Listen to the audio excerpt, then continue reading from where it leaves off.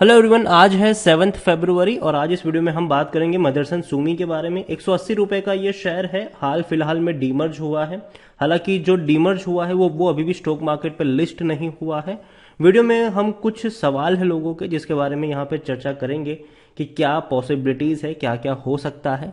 लेकिन उससे पहले अगर आपने अभी तक चैनल को सब्सक्राइब नहीं किया है तो प्लीज अभी इसे सब्सक्राइब कर लीजिए, क्योंकि आगे भी बहुत सारे वीडियोस हैं जो आपको काफी ज्यादा हेल्प करेंगे। तो मदरसन सुमी का शेयर 180 रुपए का है और एक महीने में 24% की गिरावट है। और लेकिन इस गिरावट से अगेन मैं कह दूं डरने वाली कोई बात नहीं है, इसमें फायदा ही हुआ है एक्चुअल में देखा जाए तो। क्योंकि 250 रुपए के ऊपर शेयर था तब इसका जो जो डीमर्ज हुआ बिजनेस है वो इसके अंदर ही था। लेकिन जिस दिन ये टूटा उस दिन भैया ये अपना बिजनेस भी लेके गया। अब जब अपना बिजनेस लेके गया तो जाहिर सी बात है इसमें से ये अलग होगा, और अलग हुआ है तो जाहिर सी बात है नया जो बिजनेस आप जो लिस्ट होने वाला है उसके भी शेयर्स आपको मिलेंगे। और जो लिस्टिंग डेट है वो अभी ये बताई जा रही है कि अगले महीने मतलब मार्च में पहले हफ्ते में आपको शायद वो जो नया इनका डोमेस्टिक हार्नेसिंग का जो बिजनेस है वो लिस्ट होता हुआ नजर आएगा स्टॉक मार्केट में, और उसके शेयर्स भी आपको मिलेंगे। अगर आपके पास 1000 शेयर मदरसन सुमी के थे उस वक्त तो आपको 1000 शेयर मिलेंगे। अभी जो नया बिजनेस लिस्ट होगा उसके अभी खरीदते हो तो नहीं मिलेगा। अगेन मैं कह दूं ये उन लोगों को मिलेगा जिन लोगों ने पहले खरीदारी करी थी जब ये 250 रुपए के आसपास ट्रेड कर रहा था और जब ये एक ही बिजनेस हुआ करता था। अब ये अलग होने के बाद गिरावट हमें देखने को मिली, उसके बाद जिन लोगों ने खरीदा है उनको नए बिजनेसेस के शेयर नहीं मिलने वाले हैं। दूसरी ओर अगर हम देखें मदरसन सुमी को लेकर तो लार्ज कैप शेयर है, 57,000 करोड़ से भी ज्यादा का इसका मार्केट कैप है। वॉल्यूम्स भी अच्छे हैं, 19 से 20 लाख के वॉल्यूम्स नजर आए हैं आज के दिन में यहाँ पर। और प्रमोटर की बात करें तो 33.96% की होल्डिंग है प्रमोटर के पास, और हर कोई खरीद रहा है। जो बड़े बड़े फंड हाउसेस है वो खरीद रहे हैं, चाहे वो एफआईल्स हो, चाहे वो म्यूचुअल फंड हो, चाहे वो इंश्योरेंस कंपनी हो। हर किसी ने यहां पर खरीदारी करी है और बड़ी बड़ी क्वांटिटी में खरीदारी करी है। 16.43% की होल्डिंग एफआईल्स के पास है, 10.71% की होल्डिंग म्यूचुअल फंड के पास है, 3.06% की होल्डिंग इंश्योरेंस कंपनी के पास है। यहां पर देखा जाए तो axis mutual fund trustee limited highest public share holder है, 3.91% की होल्डिंग उनके पास भी है। 150% का आपको ये डिविडेंड पे कर रहा है, मतलब पर शेयर 1 रुपये 50 पैसे डिविडेंड के तौर पर मदरसन सुमी के शेयर में आपको यहां पर मिल रहे हैं। मदरसन सुमी में देखें तो 20% लोग according to Moneycontrol user बेचने की बात कर रहे हैं, जबकि 80% लोग कहते हैं खरीदारी करते रहो। यहां पर 300 रुपए तक के टारगेट बड़े बड़े ब्रोकरेज फर्म के हैं, लेकिन ये तब के टारगेट है जब ये शेयर 250 रुपए के आसपास हुआ करता था। जब इनका जो बिजनेस डीमर्ज हुआ है वो भी इन्हीं के साथ था, इन्हीं के साथ काउंट किया जाता था, तब ये 300 का प्राइस था। अभी अगर इनके नए टारगेट जब आएंगे तब शायद 300 से कम ही होंगे, 250 के आसपास होंगे, लेकिन अच्छे टारगेट होंगे, खराब तो नहीं ही होंगे।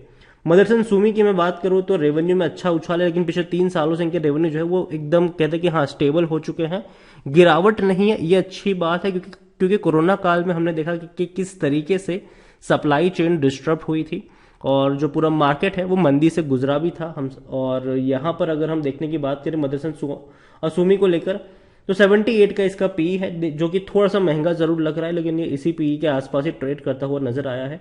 अकॉर्डिंग टू टिकर टैप 71% एनालिस्ट खरीदारी करने की सलाह दे रहे हैं। खरीदारी करने का सही मौका है क्योंकि शेयर ओवरबॉट जोन में नहीं है, कोई भी रेड फ्लैग नजर नहीं आ रहा है, लॉन्ग टर्म में अच्छा पैसा बनाकर दिया है इसने। और जो पैसा इसने बनाकर दिया है वो जनरली देखो, आप सोचोगे कि 180 रुपए का शेयर है, पैसा कहां से बना लोगों का? तो जो पैसा बना है वो बना है बोनस से।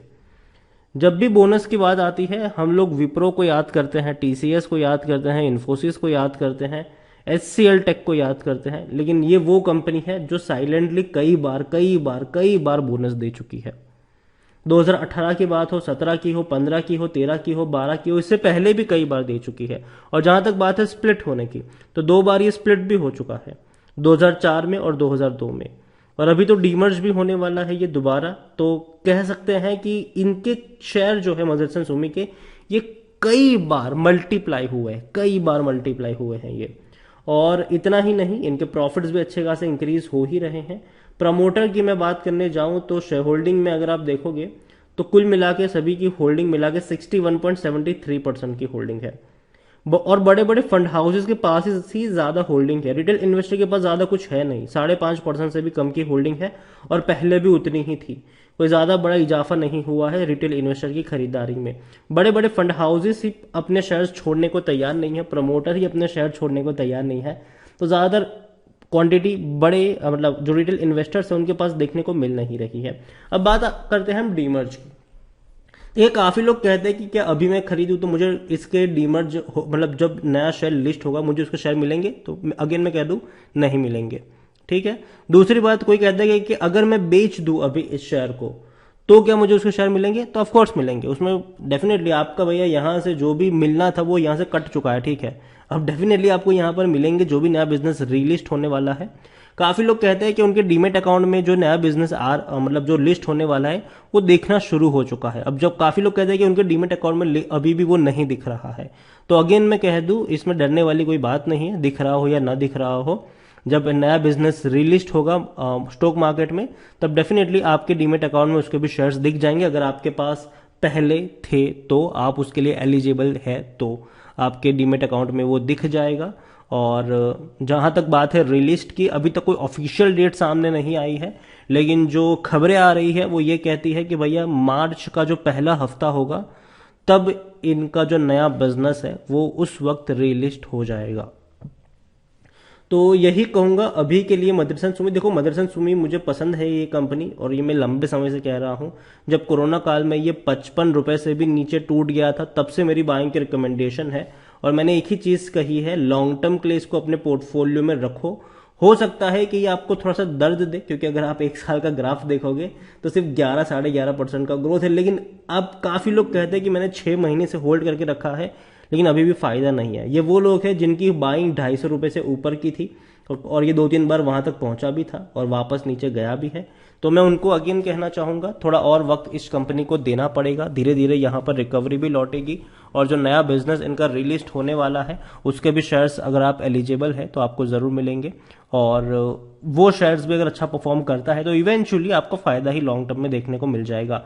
और देखिए ऑटोमोबाइल की जो डिमांड है वो समय के साथ और बढ़ने ही वाली है, घटने वाली नहीं है। और ऑटोमोबाइल मतलब गाड़ियां जितनी बिकेगी उतने ही ज्यादा इनके पार्ट्स भी बिकने वाले हैं। हम इलेक्ट्रिक व्हीकल्स की बात करें या किसी भी तरीके के व्हीकल्स की बात करें, इनके पार्ट्स वहां पर बिकने ही वाले हैं, और ये कंपनी की अच्छी पकड़ भी है। इंडिया ही नहीं, इंडिया के बाहर भी इनका एक बड़ा मार्केट है, तो उस चीज को भी यहां पर याद रखिए। मदरसन सुमी छोटी मोटी कंपनी नहीं है, बड़ी कंपनी है, लेकिन हाँ पेशेंस होना जरूरी है। काफी लोगों को 6 महीने से इसने लटका के रखा हुआ है, लेकिन अगर आप बात करें 2-3 सालों की तो हर कोई यही कहेगा कि हाँ उनको फायदा हुआ है इस कंपनी में।